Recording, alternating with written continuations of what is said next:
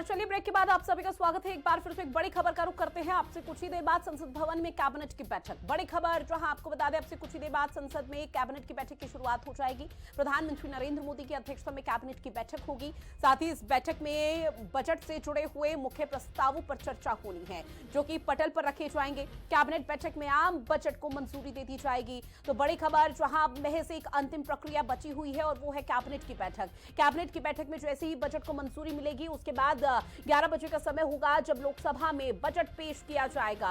और ऐसे में देशवासियों की जो उम्मीदें हैं, देशवासियों की जो आस है केंद्र सरकार से लगाई हुई है, उन सभी आस और उम्मीदों के माध्यम से ये बताया जाएगा कि इस बार क्या बड़ा फायदा मिलने जा रहा है, क्या बड़ी सौगात, क्या बड़ी सहूलियत इस बार के बजट में देखने को मिल पाएगी। तो बड़ी जहां कैबिनेट में बैठक में बजट को लेकर जो महत्वपूर्ण प्रस्ताव हैं वो पटल पर रखे जाएंगे। एक एक दिग्गज की तरफ से इस बजट को लेकर चर्चा की जाएगी और इस बजट में क्या खास है, किस तरह का फायदा मिलेगा, किस तरह से घाटा हो सकता है, केंद्र सरकार को भी किस तरह से बड़ा फायदा मिलना है, इसको लेकर चर्चा होगी।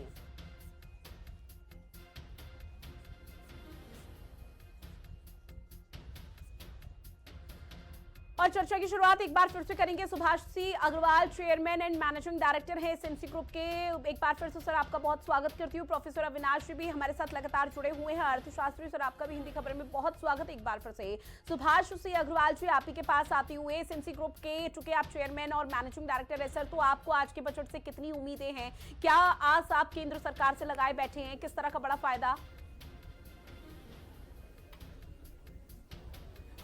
धन्यवाद। देखिए, इंफ्रास्ट्रक्चर के अंदर हमें लगता है कि लास्ट टाइम 11.4 लाख करोड़ था, तो ये अब 10 से 15-20% तक इंफ्रास्ट्रक्चर के अंदर बढ़ाएंगे और तो 14-15 लाख करोड़ तक किया जा सकता है। सेकेंडली, फिस्कल डेफिसिट जो इस साल उम्मीद है कि 4.4% पर मेंटेन करेंगे और नेक्स्ट ईयर 4.2 और 4.3% तक इसको किया जा सकता है। और फाइनेंस मिनिस्टर का जो ऑब्जेक्ट होगा, ग्रोथ और फिस्कल डेफिसिट दोनों को बैलेंस किया जाए, यही इनका कारीगरी होगी। एमएसएमई सेक्टर की बात करें तो credit access without collateral credit access जो है वो डिपेंड करता है कि उस पर कितना अमाउंट ये प्रोवाइड करें सो दैट कि एसएमई को फायदा हो। और एसएमई के और बहुत सारे इश्यूज हैं, उनको किस प्रकार टैकल किया जाए, ये सेक्टर में इस बजट में देखा जाएगा। मोर ओवर, जैसे फार्मा सेक्टर है, R&D की बहुत ज्यादा रिक्वायरमेंट है और R&D के लिए कुछ एलोकेशन जरूर बढ़ाया जाएगा, तो सो दैट कि हमारी फार्मा इंडस्ट्री में इनोवेशन R&D बढ़े और हमारी मॉडर्न टेक्नोलॉजी कैसे बढ़ाया जाए, तो ये बहुत रिक्वायरमेंट है। और देखिए, कोई भी सेक्टर है उसके अंदर ईज ऑफ डूइंग बिजनेस की बहुत रिक्वायरमेंट है। लाइक बहुत सारे कंप्लायंसेज हैं, बहुत बिजनेसमैन को बहुत क्रिमिनल एक्टिविटीज है, तो इस पर थोरोली इस पर देखा जाएगा। रियल एस्टेट सेक्टर की बात करें तो इसके अंदर अफोर्डेबल हाउसिंग की लिमिट को बढ़ाया जाए और इंडस्ट्री स्टेटस की डिमांड काफी टाइम से पेंडिंग है, उसको ग्रांट किया जाए। और देखिए, आम मिडिल इनकम ग्रुप की बात करें तो जैसे लास्ट टाइम 87A में 12 लाख की लिमिट थी, इसको थोड़ा बढ़ा के 14 लाख कर दिया जा सकता है नहीं? और ये भी एक डिमांड है। और जो हमारा मैक्सिमम स्लैब है 24-25 लाख के ऊपर 30% चालू हो जाता है, वो 30 लाख तक मेंटेन किया जा सकता है। और AI टेक्नोलॉजी, मॉडर्न टेक्नोलॉजी, इसके अंदर बहुत ज्यादा रिक्वायरमेंट है एलोकेशन करने की। यूएस वगैरह ने और अदर डेवलप्ड कंट्रीज ने काफी इस पर स्पेंड किया है, तो ये इंडस्ट्री को सपोर्ट की बहुत जरूरत है, तो उसमें कोई फंड क्रिएट किया जाए और इस इंडस्ट्री को भी सपोर्ट किया जाए। जी, सर एक और सवाल मैं और आपसे पूछूंगी, आपने जो पॉइंट्स हाँ जी। बताए हैं सर, हाँ ये जी, बेहद बताइए। निश्चित तौर पर बेहद महत्वपूर्ण हो जाते हैं, ना सिर्फ इंडस्ट्री के लिए बल्कि हर आम जनमानस के लिए जिन्होंने आज इस बजट को लेकर उम्मीद जताई है। लेकिन सर रिफॉर्म एक्सप्रेस बहुत तेजी से आगे बढ़ेगा और भारत का बजट को आज के दिन में विश्व देखता है, पूरा देखता है कि भारत का बजट में क्या होगा। तो सब हम लोग अच्छा से उम्मीद के साथ आज बजट सुनेंगे। और देखिए लगातार कई दिग्गजों के रिएक्शन आ रहे हैं, वो भी दर्शकों तक पहुंचाने बेहद जरूरी हो जाते हैं। लेकिन सुभाष सिंह अग्रवाल जी, एक बार फिर से आपके पास आते हुए सर, इस बजट को लेकर जो अब से कुछ ही देर बाद यानी कि 11 बजे पेश होना है सदन में, उसमें अगर कोई की प्रायोरिटी आपको चूज करनी हो कि इस बजट में होनी ही चाहिए ताकि इस सेक्टर को, इंडस्ट्री को फायदा हो, तो वो कौन सा पॉइंट होगा और उसके पीछे की वजह क्या हो सकती है? देखिए, कैपिटल एक्सपेंडिचर पे फोकस किया जाए, ये एम्प्लॉयमेंट को जनरेट करता है और हमारा इंडस्ट्री का डेवलपमेंट कर रहा है, तो इसके ऊपर अच्छी एलोकेशन की जाए। ये मैं सोचता हूँ 15 लाख करोड़ कम से कम कर दें तो इंडस्ट्री बहुत बढ़िया रहेगी और डिसिप्लिन, फिस्कल डेफिसिट का डिसिप्लिन मेंटेन किया जाए। ये दो फैक्टर बहुत इंपॉर्टेंट है। बाकी कैपिटल मार्केट के लिए एसटीटी और सीटीटी को रैशनलाइज किया जा सकता है, डिविडेंड को रैशनलाइज किया जा सकता है। ये और हमारा जैसे गिफ्ट सिटी है, इसके अंदर 2026 में टैक्स हॉलीडे खत्म हो रहा है 10 साल बाद, तो इसको 50 साल कर दें। दुबई वगैरह में 50-50 साल के लिए है, लोगों में कॉन्फिडेंस आएगा, वो गिफ्ट सिटी प्रोग्रेस करेगा, तो टैक्स हॉलीडे इसमें किया जाए। ठीक है।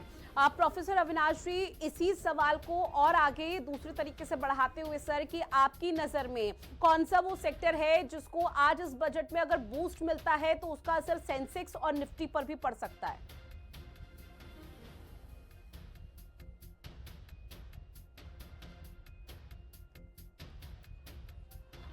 अविनाश जी, सर अगर आवाज पहुंच रही है तो एक बार अनम्यूट कर दीजिएगा, उसके बाद प्लीज अपनी बात रखिए। जी, मैं दो तरह से अपनी बात कहूंगा कि जैसे इनफॉर्मल सेक्टर है, जिसको अनऑर्गेनाइज सेक्टर, इनफॉर्मल सेक्टर में लगभग 90% इस देश की जनसंख्या है। 56 करोड़ लोग किसी न किसी सेवा मतलब काम करते हैं, उसमें 90% लोग तो अनऑर्गेनाइज सेक्टर में हैं और 10% लोग जो ऑर्गेनाइज सेक्टर में हैं। 10% ऑर्गेनाइज सेक्टर के लोग जीडीपी में 50% योगदान देते हैं, बाकी 90% लोग जीडीपी में 50% योगदान देते हैं। तो जो बाकी 50% जो अनऑर्गेनाइज सेक्टर के लोग हैं, उनका वो कैसे प्रोडक्टिविटी बढ़ाएं, इसमें स्किल एनहांसमेंट बहुत जरूरी है। तो अगर हम ठोस अर्थव्यवस्था चाहते हैं तो अनऑर्गेनाइज सेक्टर के स्किल एनहांसमेंट पर बहुत जोर देंगे, तो भारत की ठोस अर्थव्यवस्था बढ़ेगी और ओवरऑल प्रोडक्टिविटी परफॉर्मेंस पूरा ओवरऑल भारत का बढ़ेगा। अब दूसरी बात यह है कि जो ट्रम्प इफेक्ट है, ट्रम्प ने बहुत भूचाल ला रखा है पूरे अर्थव्यवस्था में विश्व की, तो इसमें भारत का जो स्वभाव रहा है आपदा में अवसर देखना, तो मुझे ऐसा लगता है कि अभी आप जैसे छोटा सा उदाहरण देते हैं, बांग्लादेश में रेडीमेड वस्त्रों में बांग्लादेश लीड करता था, लेकिन बांग्लादेश में पिछले वर्ष से जो डिस्टर्बेंस हुआ और उसके बाद वहाँ की जो सरकार की में उथल पुथल हुई है, उसके कारण उनका रेडीमेड वस्त्र उद्योग बहुत प्रभावित हुआ है। लेकिन वहीं भारत से कच्चा माल हम लोग वहाँ भेजते हैं और वे लोग बनाते, तो वो क्या है, उनका समस्या है कि अब उनका जो रेडीमेड वस्त्र उद्योग काफ़ी प्रभावित हुआ है। भारत को इसको एक अपॉर्चुनिटी के तौर पर लेना चाहिए, क्योंकि भारत शुरू से सूती वस्त्र उद्योग में पहले आगे रहा था। अब रही बात है कि एक्सपोर्ट की बात है, तो जैसे मान लीजिए अमेरिका ने हम पे बहुत ज़्यादा इम्पोज किए हुए हैं टैक्सेस, तो यूरोपियन यूनियन से अभी हम लोगों का बहुत बड़ा वो अभी जो हुआ है, समझौता हुआ है, तो हाँ, मदर ऑफ ऑल डील्स। तो ये क्या एक बड़ा बाजार हमको खुल रहा है और भारत पहले से भी अफ्रीकन देशों में भी बहुत ज़्यादा फोकस कर रहा है। बिल्कुल। हमारी अर्थव्यवस्था को अब एक्सपोर्ट ओरिएंटेड बनाने के लिए जो भी काम कर सकते हैं करेंगे, सरकार इस पर बहुत ज़्यादा नज़र रख रही है, मुझे ऐसा लगता है। तो ये एक बहुत अभी टर्निंग पॉइंट होने जा रहा है, स्पेशली क्लोथ है, रेडीमेड सेक्टर, गारमेंट सेक्टर में हम लोग पहले से लीड कर रहे हैं। फार्मास्यूटिकल इंडस्ट्री में, जिसमें विश्व को बहुत ज़्यादा ज़रूरत है, हम सस्ता बनाते हैं और अच्छा बनाते हैं, इस पर भी बहुत ज़्यादा जोर देंगे। और जैसे सर बता रहे थे अग्रवाल साहब, जो आर्टिफिशियल इंटेलिजेंस है, इसमें भी बहुत ज़्यादा स्कोप है। हमको इस पर बहुत ज़्यादा ध्यान देने की आवश्यकता है और यही समय है। भारत टेक्नोलॉजी को बहुत जल्दी से अडॉप्ट करता है और जेन जी में सबसे ज़्यादा भारत में ही है और ये लोग बहुत तेज़ी से सीखते हैं। और हमने देखा भी, हम लोग भारत से जैसे बता रहे थे कि 30% ग्रोथ से हम लोग आगे बढ़ रहे हैं एआई के इस्तेमाल में। इसमें भी और तेज़ी से आएगी, तो जो इस बजट में इस सभी का प्रावधान रहेगा, मुझे ऐसा लगता है। इसके अलावा दो पहलू और मैं समझना चाहती हूँ, उसके बाद सुभाष जी के पास जाऊंगी मैं। पहला, आपने चूंकि डोनाल्ड ट्रंप का जिक्र किया कि डोनाल्ड ट्रंप की तरफ से जो टैरिफ बम यहाँ पर भारत पर फोड़ा गया है 100% का, दूसरा मदर ऑफ ऑल डील। तो एक तरफ तो डोनाल्ड ट्रंप की वजह से भारत को निश्चित तौर पर घाटा हो रहा है, ये हम भली भांति जानते हैं, लेकिन दूसरी तरफ जो यूरोपियन देशों से ये मदर ऑफ ऑल डील हुई है, तो क्या ये दोनों बैलेंस हो पाएगी कि जो घाटा हुआ है उसका जो फायदा है आने वाले समय में इस बजट में भी देखने को मिल पाए और देश में भी? जो अमेरिका है ना, मैं कहूंगा दबंग बनिया है। दबंग बनिया का मतलब है कि वो पहले तो धमकी देता है। आप देख लेना कि मेरा जो आकलन कहता है कि अमेरिका को भारत के सामने झुकना पड़ेगा, क्योंकि उनके ही अंदर से उस पर बहुत ज्यादा प्रेशर है। अगर वो टैक्स इम्पोज करता है तो उन्हीं के लोगों को हमारा जो माल पहले सस्ता मिलता था वो उनको महंगा मिल रहा है। वो आएगा, अभी आप इसमें 2-3 महीने और लगेंगे। ट्रम्प को अभी नीचे आना पड़ेगा। हमको हमारे लिए अवसर ये है कि हमारे पास अब यूरोपियन बाजार भी खुल गया है और यूरोपियन लोग भी समझ गए हैं कि जो अमेरिका है वो किसी का नहीं है। और इसलिए आप देख लेना कि ये हमको अवसर हमारे लिए बड़े खुलेंगे, आप देखना। ठीक है, सुभाष जी आपके पास आते हो। सर, फाइनेंशियल सर्विस का अगर हम जिक्र करें तो फाइनेंशियल सर्विस के माध्यम से आपकी नज़र में ऐसा कौन सा वैलिड पॉइंट है जो यहाँ आज जब बजट पेश किया जाएगा तो उसमें अगर जिक्र किया जाता है तो उसका निश्चित तौर पर फायदा और 110% जो रोल मॉडल है वो पेश हो सकता है? देखिए, कैपिटल गेन और शॉर्ट टर्म कैपिटल गेन को रैशनलाइज करने की जरूरत है। यहाँ पे जैसे 12.5% लॉन्ग टर्म कैपिटल गेन है और 20% हमारा शॉर्ट टर्म कैपिटल गेन है। इसको इसके रेट को रिड्यूस किया जाए और एसटीटी और सीटीटी ये भी 50% कर दिया जाए, दोनों को, है नहीं, तो मार्केट में काफी बड़ा इम्पैक्ट आएगा। ये दोनों प्रोविजन कर दिए जाएं। और जैसे आप अभी बात कर रहे थे यूरोपियन डील की, 175 बिलियन यूएस डॉलर का हमारा टोटल ट्रेड है यूरोपियन के साथ, और तो 75 बिलियन हमारा एक्सपोर्ट है, 75 बिलियन यूएस डॉलर, और 65 बिलियन यूएस डॉलर का इंपोर्ट है हमारा। तो ये 5 साल के अंदर हम 150 बिलियन यूएस डॉलर एटलीस्ट कर सकते हैं। और ये जो यूरोपियन डील वाला एग्रीमेंट है वो तकरीबन 8 महीने से 1 साल लग जाएगा इसको इम्प्लीमेंट होने के लिए।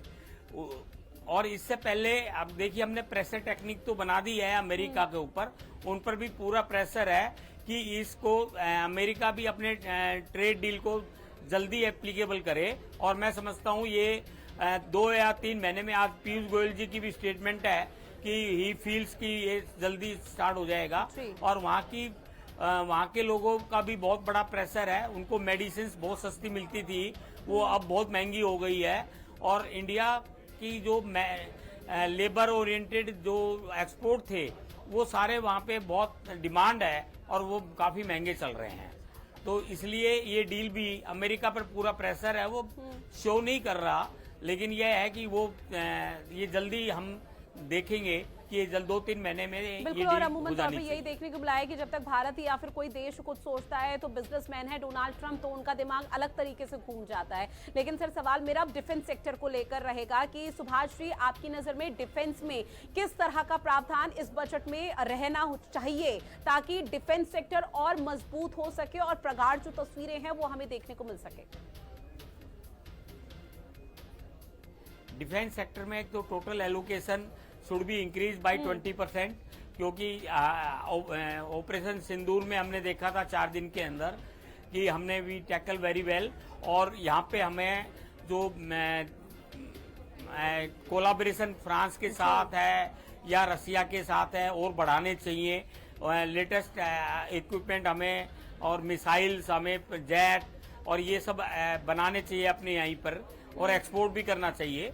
क्योंकि हमारी टेक्नोलॉजी को लोगों ने अप्रिशिएट किया था, बिल्कुल, ब्रह्मोस एंड ऑल दैट, है नहीं। तो ये टेक्नोलॉजी हमारी डिफेंस की बहुत बढ़िया है और DRDO बहुत बढ़िया काम कर रहा है। HAL भी, हिंदुस्तान एरोनॉटिक्स लिमिटेड भी, इनकी भी काफी एक्सपीरियंस हो गया है, तो हम डिफेंस के अंदर काफी आगे बढ़ सकते हैं।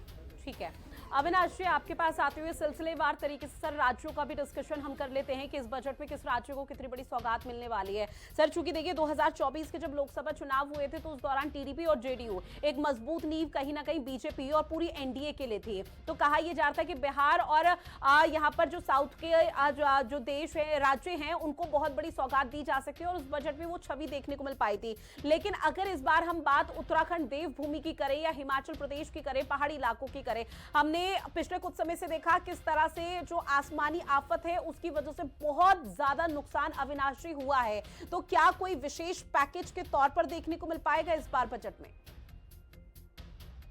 जी, जैसे एनवायरनमेंट एक कंसर्न रहा है, जो ग्लोबल कंसर्न है, ये बात तो सही है, क्योंकि जो ग्लोबल वार्मिंग की समस्या है उसका प्रभाव सुदूर पहाड़ों से लेकर मैदानों तक पड़ रहा है जी। और आने वाले समय में अगर ये ट्रेंड चलता रहा तो किसानों की जो प्रोडक्टिविटी है उसको भी निगेटिवली हम लोग प्रभावित होते देखेंगे। तो सरकार इसको प्रोएक्टिवली तरीके से इस पर काम करने जा रही है, मुझे ऐसा लगता है, क्योंकि जो इसके दो पक्ष हैं। एक तो क्या है कि जितनी भी पेट्रोलियम बेस्ड हम लोग जो एनर्जी लेते हैं उससे ग्लोबल वार्मिंग के खतरे होते हैं, और उसके अलावा बाहर से हमको बहुत ज़्यादा क्रूड ऑयल और उसको इम्पोर्ट करना पड़ता है। तो इसके जो अल्टरनेटिव एनर्जी सेक्टर हैं, जिसमें सोलर एनर्जी है और न्यूक्लियर एनर्जी है, इस पर सरकार और ध्यान देने जा रही है। कारण उसका ये है कि एक तो ये जो सोलर एनर्जी स्पेशली है वो ज़्यादा एनवायरमेंटल सेवी है। कार्बन एमिशन जो है, कार्बन फुटप्रिंट है, उसको कम करने के लिए भी मेजर सरकार करेगी, तो इसका प्रभाव बहुत ग्लोबल पड़ेगा। लेकिन स्पेशली इसका उत्तराखंड के लिए बजट अलोकेट होगा, मुझे ऐसा नहीं लगता है।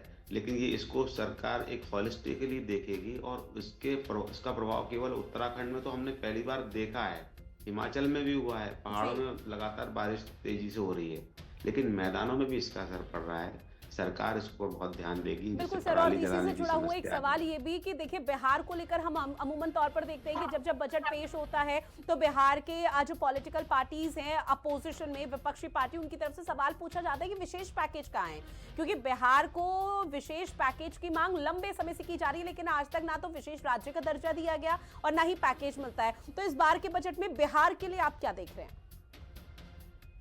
सरकार सस्टेनेबिलिटी की तो बात करती है सरकार, ये जो सस्टेनेबिलिटी का इशू है, जो विशेष आर्थिक पैकेज, माफी के साथ सर आपको बीच में इंटरप्ट किया। इस बीच में एक बड़ी खबर मिल रही है, उसे रूबरू करवा देते हैं। वित्त राज्य मंत्री पंकज चौधरी का एक बड़ा बयान सामने आया है। बजट पेश करने से पहले मीडिया से जब रूबरू हुए तो उनकी तरफ से कहा गया कि बजट में देश को आगे ले जाने का लक्ष्य है। साथ ही उन्होंने ये भी कहा कि बजट विकसित भारत के विजन से जुड़ा हुआ है, यानी कि 2047 के जो संकल्प है उसको साकार करने पर विशेष फोकस केंद्र सरकार का है। उन्होंने कहा थोड़ा धैर्य रखिए, थोड़ा इंतजार कीजिए इस बार के बजट का। 11 बजे जब बजट पेश होगा तो निश्चित तौर पर बहुत बड़ा यहाँ पर सौगात दी जा सकती है, सहूलियत देशवासियों को दी जा सकती है। वित्त राज्य मंत्री पंकज चौधरी का ये बहुत बड़ा स्टेटमेंट है, जहां उन्होंने थोड़ा इंतजार करने के लिए कहा है, क्योंकि अब ज्यादा समय नहीं बचा। 11 बजने में महज 41 मिनट और सेकंड धीरे धीरे कम होते जा रहे हैं। आपको स्क्रीन पर भी दिखा रहे हैं, जहां पर देश का आम बजट 2026 पेश हो जाएगा। केंद्रीय वित्त मंत्री निर्मला सीतारमण की तरफ से पेश किया जाएगा। कुछ कहना चाहेंगे?